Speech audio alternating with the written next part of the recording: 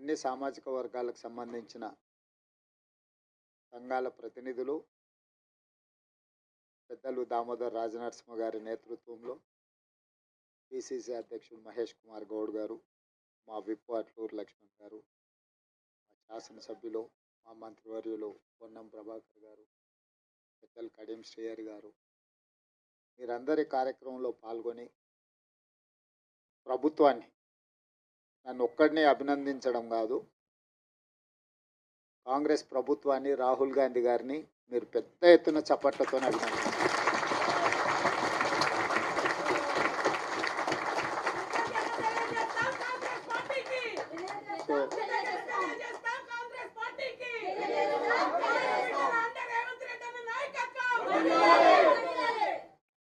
నేను ఎందుకు ఈ మాట చెప్తున్నా అంటే, మన నాయకుడు రాహుల్ గాంధీ గారు పట్టుదలతోని లేకపోతే ఈ మాదిగ ఉపకులాల వర్గీకరణ అమలు చేసే శక్తి నాకు రాకపోతుంది.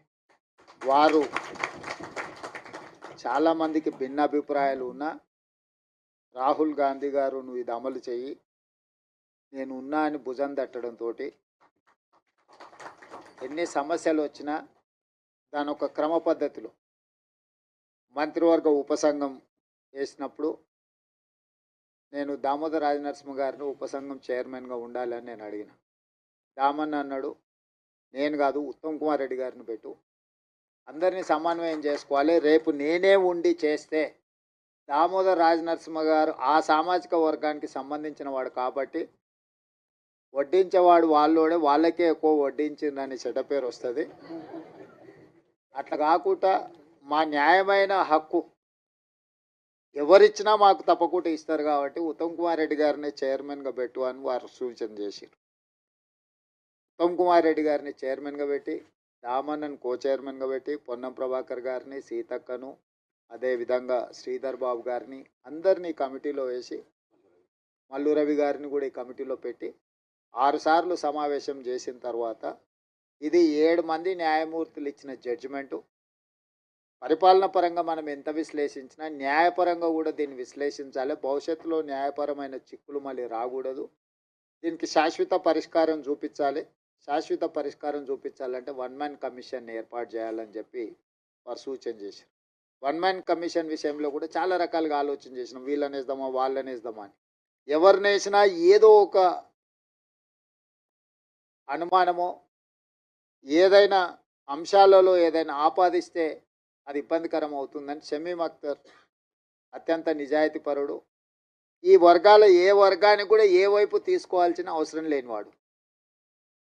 అతన్ని హైకోర్టు జడ్జిగా రిటైర్ అయితే వారిని 1 మ్యాన్ కమిషన్, జ్యుడిషియల్ కమిషన్ జడ్జిగా వారిని నియమించి 59 ఉపకులాలను ఏ రకంగా వర్గీకరించాలి, రోస్టర్ విధానం ఎట్లా ఉండాలి ఏందని చాలా లోతు విశ్లేషించి 59 కులాలకైనా 199 పేజీల ఒక విశ్లేషణ మొత్తం ఇచ్చిండు. ఒక్కొక్క సామాజిక వర్గము ఇప్పటి వరకు ఒక డాక్టర్ కానీ, ఒక చిన్న గ్రాడ్యుయేట్ అయిన కానీ ఉన్నాయి, ఓ చిన్న డాక్టరో లేకపోతే ఒక గెజిటెడ్ ఆఫీసర్ ఉద్యోగం రాని వర్గాలు చాలా ఉన్నాయి. వాటి ఒక్కొక్కరిని విశ్లేషించుకుంటూ 199 పేజీల ఒక నివేదిక తయారు చేస్తూ ఈరోజు ఎస్సీ 15% రిజర్వేషన్లను గ్రూప్ 1కు 1%, గ్రూప్ 2కి 9%, గ్రూప్ 3కి 5%, ఏ గ్రూపులలో ఎవరెవరు ఉండాలనో కూడా విశ్లేషించాం.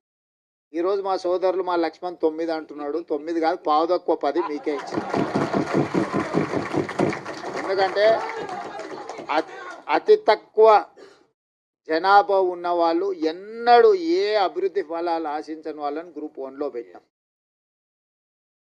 తర్వాత మోడరేట్గా కొంచెం పర్వాలేదు అనుకున్న వాళ్ళని గ్రూప్ 2లో పెట్టుకున్నాం. సిగ్నిఫికెంట్గా బెనిఫిట్ అంటే కొంచెం మెరుగైన ఫలితాలను సాధించుకున్న వాళ్ళని గ్రూప్ 3లో పెట్టుకున్నాం. సో గ్రూప్ 1 అండ్ గ్రూప్ 2లో ఉన్నది మొత్తం మాదిగ ఉపకులాలకు సంబంధించిన వాళ్ళే ఉన్నారు. వాళ్ళకి సంబంధించి పావు తక్కువ 10% రిజర్వేషన్ ఈరోజు మీకు అందుబాటులోకి వచ్చింది. ఇది ఎవరికి వ్యతిరేకం కాదు,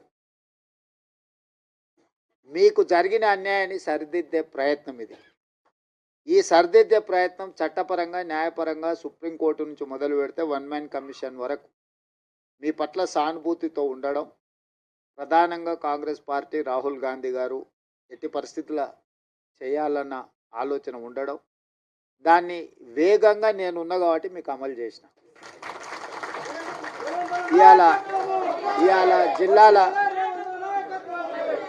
ఇవాళ జిల్లాలో మొదటి నుంచే నేను జడ్పీటీసీ కావచ్చు, ఎమ్మెల్సీ కావచ్చు, ఎమ్మెల్యే కావచ్చు, ఎంపీ కావచ్చు, ఇవాళ ముఖ్యమంత్రి కావచ్చు, ఏ స్థాయిలో నేను రాజకీయాలలో చిన్నది పెద్దది ఏ పదవైనా ఉండని మాదిగోళ్ళ పిల్లలు న్యాయంబడే తిరిగి ఎన్నికల ప్రచారం చేశాను.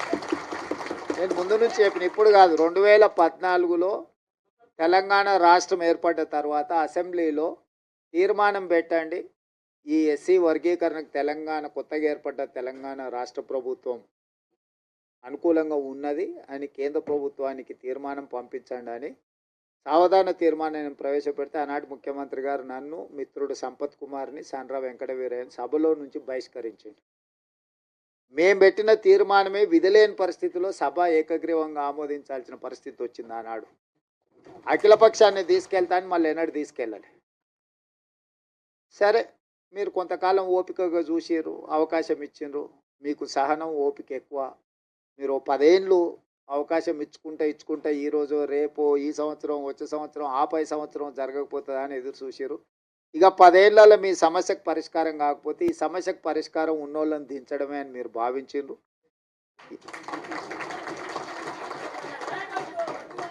మీరు అవకాశం ఇస్తే మొదటి సంవత్సరంలోనే సుప్రీంకోర్టులో జడ్జిమెంట్ వచ్చిన, సుప్రీంకోర్టులో కేసులు సంవత్సరాల కొద్ది వాయిదా పడుతుంటే నేను అయిన తర్వాత దామన్నని పిలిచిన, మన ఎమ్మెల్యేలు అందరిని పిలిచిన.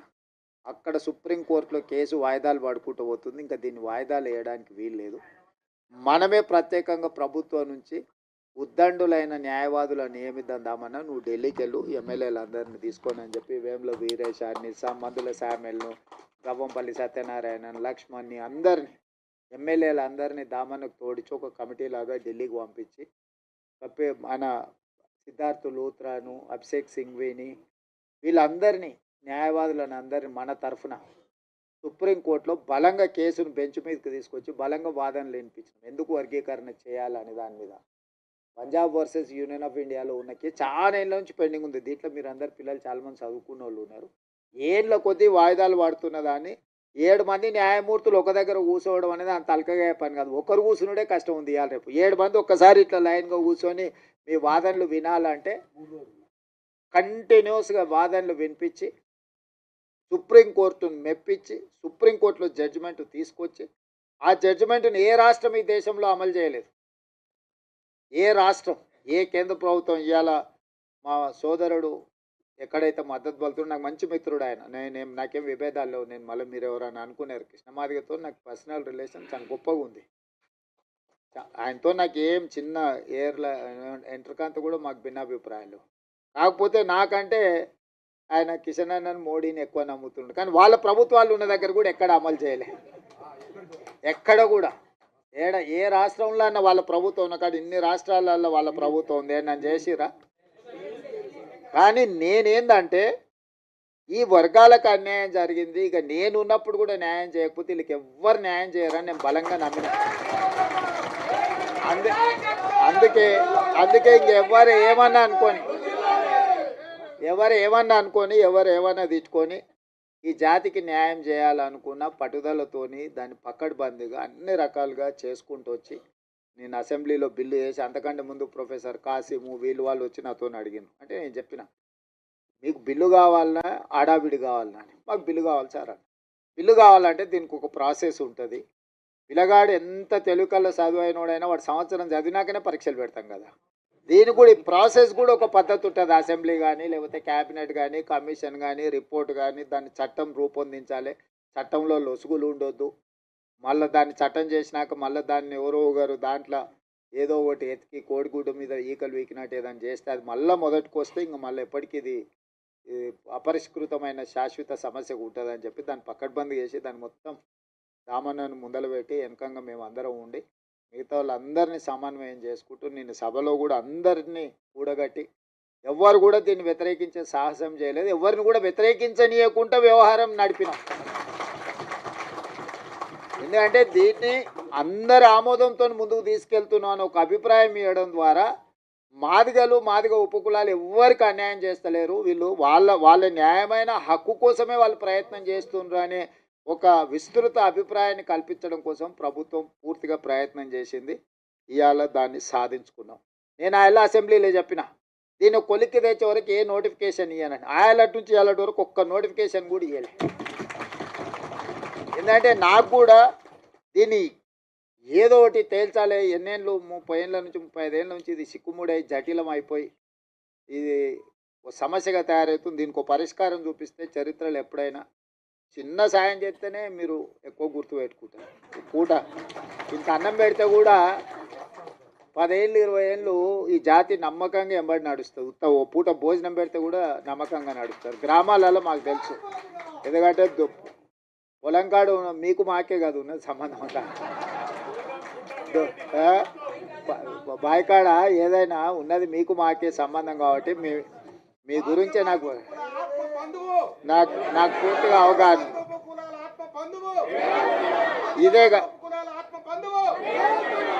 ఇదే కాకుండా నేను అయిన తర్వాత స్టేట్ ఎలక్షన్ కమిషనర్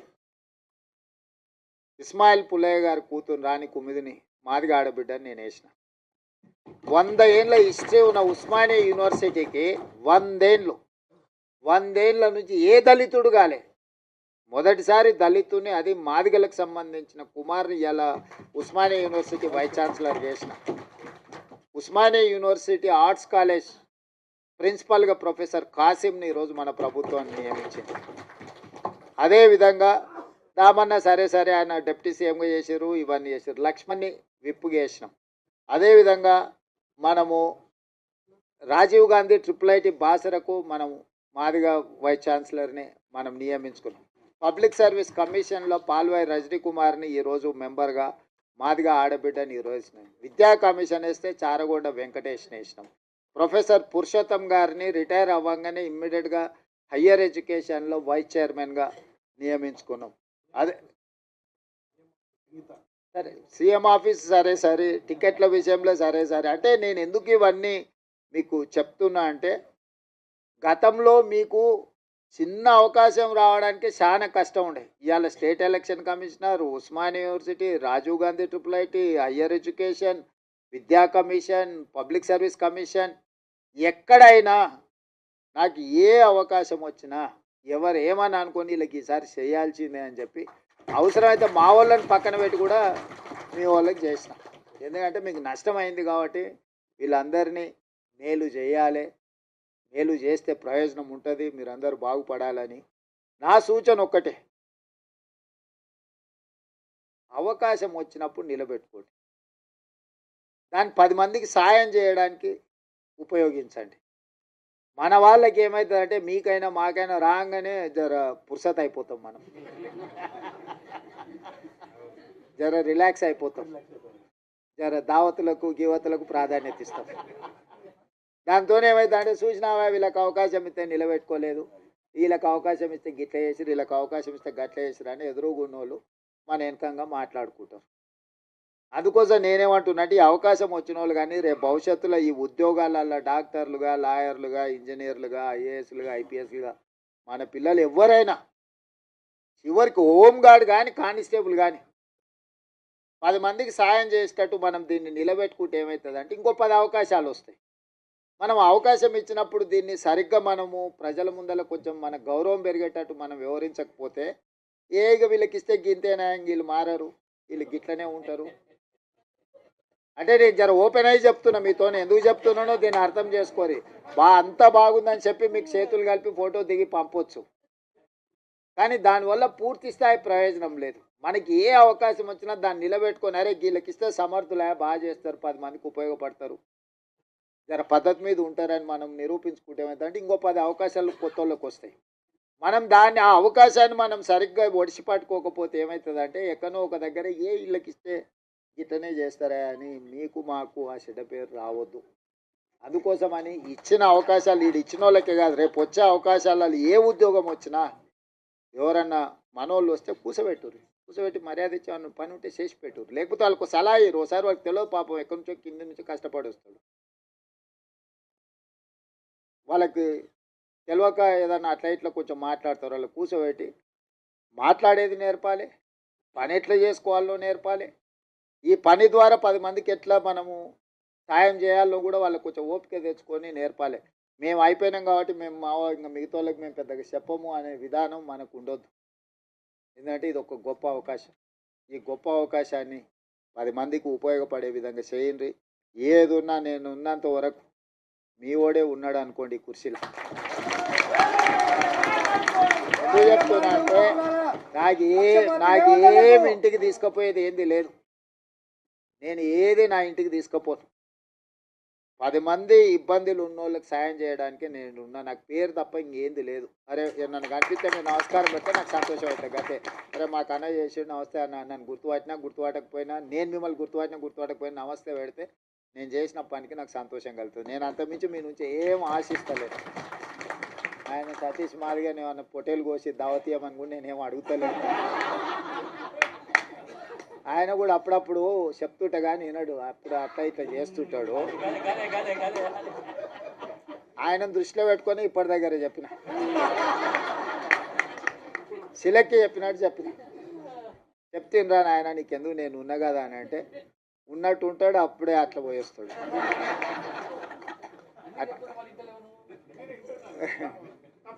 చింతాస్వామి సరే, చింతాస్వామి నాకు చదువుకునేటప్పటి నుంచి కూడా తెలుసు, ఫైన్ ఆర్ట్స్ కాలేజ్ నుంచి కూడా తెలుసు. మనోళ్ళకి ఏంటంటే ఆవేశం ఎక్కువ, కొంచెం ఆలోచన తక్కువ చేస్తారు. ఆవేశంలో ఆలోచన రాదు ఎవరికైనా, ఎవరికైనా, నాకైనా మీకైనా ఎవరికైనా. ఆవేశంలో తీసుకున్న నిర్ణయం అక్కడికి రాదు. ఆవేశాన్ని తగ్గించండి, ఆలోచన వెంచూరి, వచ్చిన అవకాశాన్ని సద్వినియోగం చేసుకొని ఈ ప్రభుత్వం మీకు అండగా నిలబడుతుంది. మీ మంచి కోసం పనిచేస్తే మీ వెల్ఫేర్ కావచ్చు, మీ డెవలప్మెంట్ కావచ్చు, పిల్లలకి చచ్చిపోయిన వాళ్ళు లేకపోతే బాధితుల కుటుంబాలకి ఇంతకుముందే ఇచ్చిండ్రు, బుడగ సంఘాల నుంచి వీళ్ళందరికీ ఇల్లు లేని వాళ్ళు ఉన్నారు, అందరికీ ఈసారి ఇల్లు ఇచ్చే బాధ్యత నాది. మీ అందరినీ మీ వెల్ఫేర్ కోసం, మీ డెవలప్మెంట్ కోసం, మీ ఎడ్యుకేషన్ కోసం పర్ఫెక్ట్గా గవర్నమెంట్ చేస్తుంది. ఓ రోజు ఆలస్యం కావచ్చు, నాకు 100% ఇవ్వాలని ప్రేమ ఉన్న ఓసారి అవకాశం రాదు. దాని అర్థం మీకు ఇవ్వద్దని కాదు, దానికి కొంచెం ఓపిక, కొంచెం వ్యవహారం, కొంచెం పద్ధతి మీద మనం చేసుకుందాం. మీరందరూ ఎవరితో కొట్లాడకరి, మీరు ఎవరితో వాదించాల్సిన పని లేదు, ఎవరితో కొట్లాడాల్సిన పని లేదు. మీ పని మీకు జరుగుతుంది. జరగడానికి ఇంతమంది ఉన్నాం మేము ఈడ. మీకు ఏం కావాలో చేసి పెట్టడానికి మేము ఉన్నాం, చేసి పెడతాం. మంచిగా చేసుకొని నిలబెట్టుకోండి. పిల్లల్ని మంచిగా కోచింగ్ సెంటర్లకు పంపించుర్రి, ప్రిపేర్ చేయండి, పాస్ చేయించుండ్రి. వాళ్ళకి ఎడ్యుకేషన్కి ఏం కావాలనో, వాళ్ళ కోచింగ్లకు ఏం కావాలనో కూడా ఫర్దర్గా చేద్దాం. ఎందుకంటే ఇప్పుడు వరుసగా నోటిఫికేషన్లు వస్తాయి. ఈ నోటిఫికేషన్లో పిల్లలు సెలెక్ట్ కాకపోతే మనం ఇచ్చిన ప్రయత్నం అంత ఏంది? బ్యాక్లాగ్ పోస్టులు ఎందుకు ఉండాలి? పిల్లల్ని చదివించుర్రు, వాళ్ళ చదువులకు కావాల్సిన, వాళ్ళ కోచింగ్లకు కావాల్సిన ఏమున్నాయి, ఫారెన్ పంపించడానికి స్కాలర్షిప్లు ఉన్నాయి, అన్నీ ఇస్తా. పిల్లల్ని పంపించుర్రు, బయటికి పంపించరు. ఎంతసేపు మన ఊర్లోనే మనం ఉండి, మన ఇళ్ళలోనే మనం ఉండి, మన దగ్గరనే ఉండి, ఇక్కడనే మనం ఇందులోనే ఇది చేయకంటే, కొంతమంది చదువుకున్న వాళ్ళు చిన్న బయటకు పోతుంటే వాడు పెద్దోడు అవుతాడు, ఎదుగుతాడు, సమాజానికి ఉపయోగపడతాడు. వాడిని చూసి ఇంకో నలుగురు తయారవుతారు. అరే మావాడు అమెరికాకు పోయి మేము కూడా పోతుంటాం, వాడు పోయినోడు నలుగురిని తీసుకుపోతాడు. ఒకరు పోయినరా అనుకో, నలుగురు తనకు తెలిసిన వాళ్ళే తీసుకుపోతాడు కదా. అట్లనే మన దాంట్లో కూడా ఎవరైనా పోయేది ఉంటే కొంచెం భుజం దట్టూరి చేయరి, ఏ పని ఉన్నా వచ్చి చేయించుకొని పోండి. మీ అందరిని చూసి నాకు మంచి సంతోషమైంది. మీరందరూ అండగా నిలబడి ఉంది. ఒక సభ నేను మిమ్మల్ని అందరిని అడిగేది ఒక్కటే, నా కోసం కాదు, రాహుల్ గాంధీ గారు దీంట్లో పెద్ద ఎత్తున చేసిండు. మీ సత్తా ఆనాడు ధర్మయుద్ధం పరేడ్ గ్రౌండ్లో చేసినప్పుడు నేను మీకు అండగా నిలబడ్డా. మీకు గుర్తుందో లేదో మరి ఇది వచ్చిన వాళ్ళకి. సరే, ఆ రోజు నేను వచ్చిన అట్లాంటిది ఈరోజు విజయోత్సవ సభ పెట్టుండ్రి. రాహుల్ గాంధీని దామన్న తీసుకొస్తాడు. ఎందుకంటే మనము కృతజ్ఞత చూపిస్తే ఆయనకు కూడా ఉత్సాహం వచ్చి ఇంకో 4 రాష్ట్రాలలో చేపిస్తాడు. ఎందుకంటే ఇప్పుడు కర్ణాటకలో, మిగతా రాష్ట్రాలలో కూడా ఇది కొంచెం వాయిదా పడతా వస్తుంది. మీరు అండగా నిలబడ్డట్టు 10 లక్షల మంది జమై ఆయన నిజేసి దామన్న మనోళ్ళందరి నేతృత్వంలో, మహేష్ గౌడ్ గారి నేతృత్వంలో ఒక అభినందన సభ పెట్టి రాహుల్ గాంధీ గారిని ఇచ్చేసారండి. ఏ మనిషి అయినా అభినందన కంటే ఏముంటుంది? గాంధీ కుటుంబానికి ఏంది? దేశం కోసం సర్వం ఇచ్చిన వాళ్ళు, దేశం కోసం సర్వం ఇచ్చారు, ప్రాణాలు ఇచ్చారు, అన్ని ఇచ్చారు. వాళ్ళకి ఏముంటుంది? మీరు మాకు సాయం చేసి మిమ్మల్ని గుర్తుపెట్టుకున్నామని మీరు అందరూ గట్టిగా చప్పట్లు కొడితే ఆయన ఉత్సాహంతో ఇంకా 4 రాష్ట్రాలలో చేపిస్తాడు. మన ప్రభుత్వం ఉన్న ప్రతి రాష్ట్రంలో అమలు జరిగితే ఆటోమేటిక్గా మిగతా కాక సెగ తగులుతూనే ఉంటుంది తలగదా తప్పు సప్పుడు ఇప్పిస్తూనే ఉంటుంది కదా వాళ్ళ చెవులకు. అందుకోసమని ఈడ కదలంగానే అవతల పక్కలా కొంచెం కదులుతూనే ఉంది కదా, ఆ పక్కన ఈ పక్కన ఆటోమేటిక్ అట్లా కదులుతుంది. అరే వీళ్ళంతా రాహుల్ గాంధీ అమ్మడు పోయేటట్టు ఉన్నారంటే భయానికైనా చేస్తారు. అప్పుడప్పుడు జర తెలుగుగా భయపెట్టి కూడా చేసేది నేర్చుకోండి అని తెలియజేస్తూ సెలవు తీసుకుంటున్నా. జై రేవంత్ అన్న, జై దామన్న. సార్ ఇక్కడ ఉన్న వాళ్ళందరూ ఫోటో దిగుతారు సార్, ఒక్క నిమిషం.